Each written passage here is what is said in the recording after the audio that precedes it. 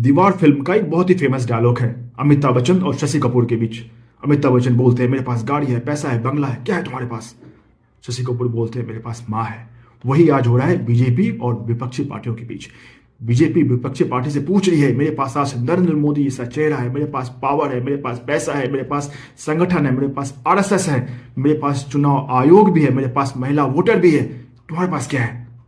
तो विपक्षी पार्टी बोलती है मेरे पास राहुल गांधी है, मेरे पास तेजस्वी यादव है, मेरे पास अखिलेश यादव है। क्या सच में आपको लगता है कि विपक्षी पार्टियां बीजेपी का मुकाबला कर सकती है?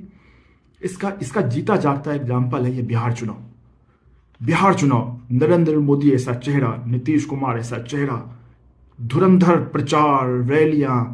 आप देखिए यूपी से लगभग 15 नेता बिहार में बैठे हुए थे, असम से नेता बिहार आए हुए थे, मुंबई से नेता बिहार आए हुए थे। मैं खासकर यूपी से 15 नेता वो बिहार के गांव में पिछले 15-20 दिन से 1 महीने से बैठे हुए थे।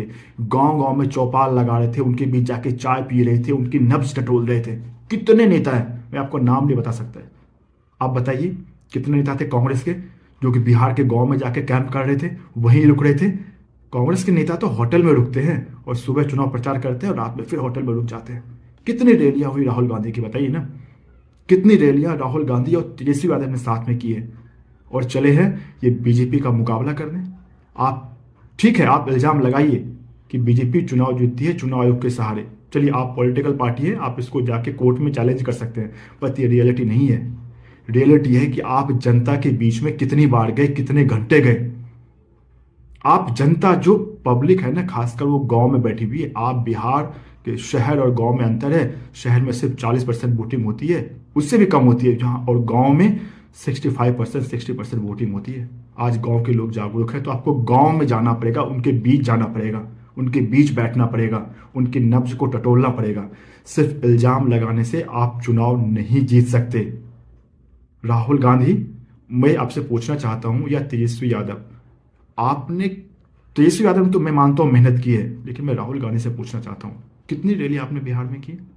कितने गांव में आप गए? गांव में गए कितने? आप चलिए, आपके कांग्रेस के बड़े नेता जिसको आप बोलते हो, वो कितने बिहार के गांव तक गए चुनाव प्रचार करने, मुझे बताइए। नहीं गए।